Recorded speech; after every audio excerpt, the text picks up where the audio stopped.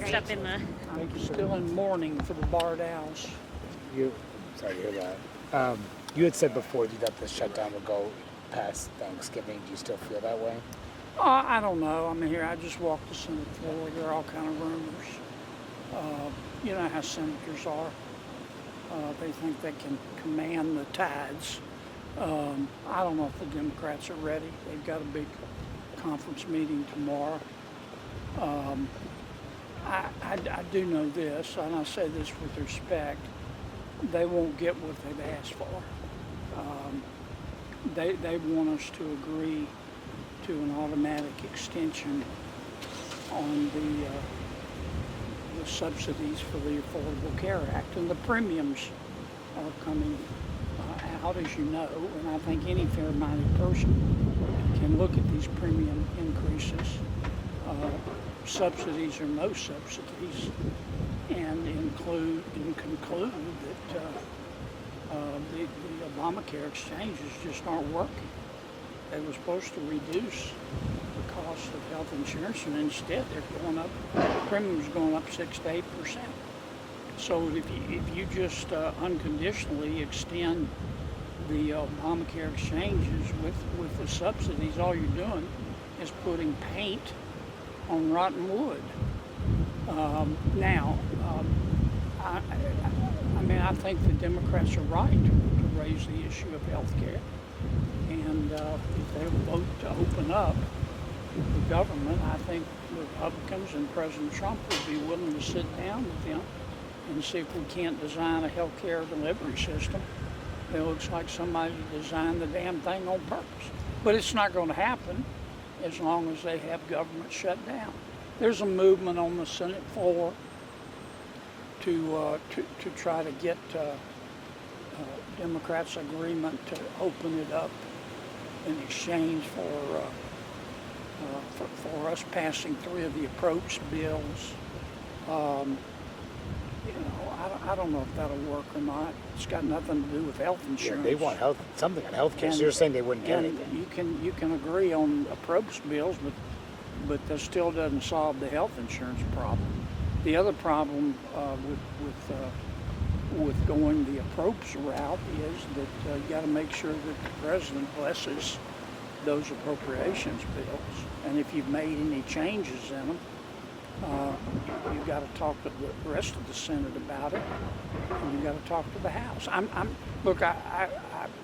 happy to see them make the effort, but the whole time that my colleagues and I have been part of the discussions, have been talking about the approach bill, I've been scratching my head and saying, maybe I'm missing something, but this has nothing to do with health care, and that's what my Democratic colleagues have harped on.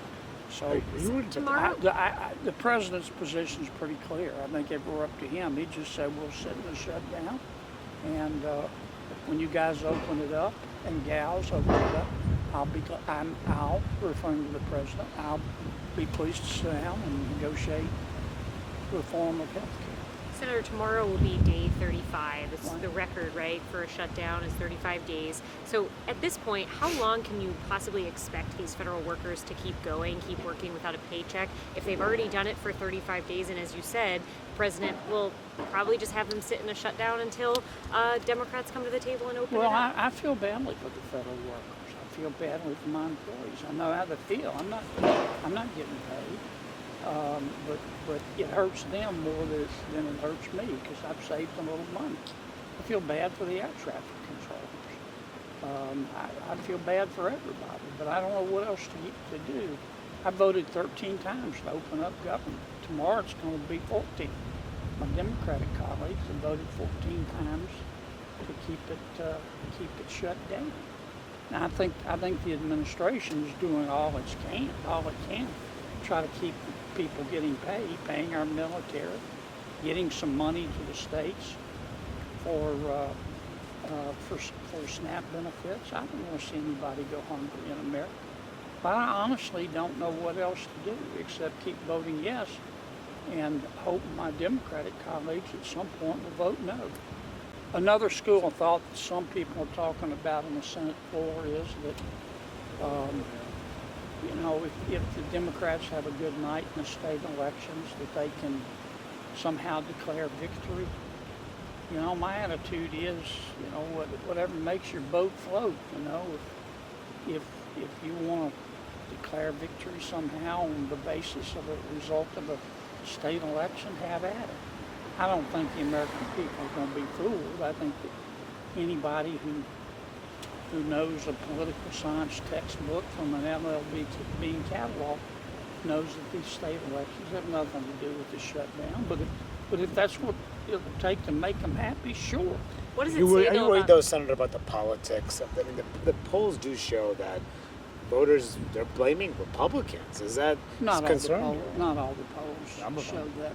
Some of them do. Some of them show the exact opposite. Manu, you know this business. It depends on how the question is asked. But are you worried about just the ramifications? I can write a poll and make it come out any way I want it to come out, and I just don't pay attention to these polls.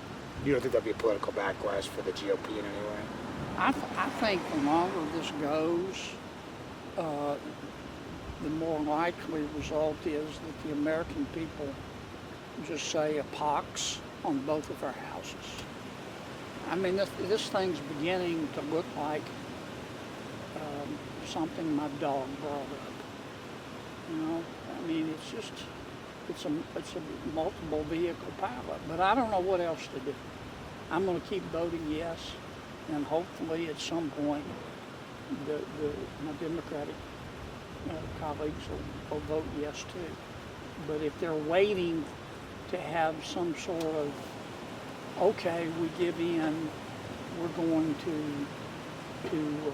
just renew the Obamacare exchanges with subsidies, and we're going to do it forever, that's just not going to happen. And I think these premium increases reinforce that point.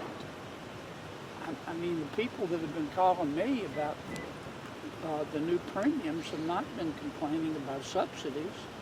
They've been complaining about, what in God's name is going on?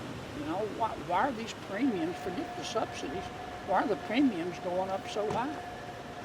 And I don't know the answer to it, except clearly the Affordable Care Act is not working. So I want to try to fix it. Yeah.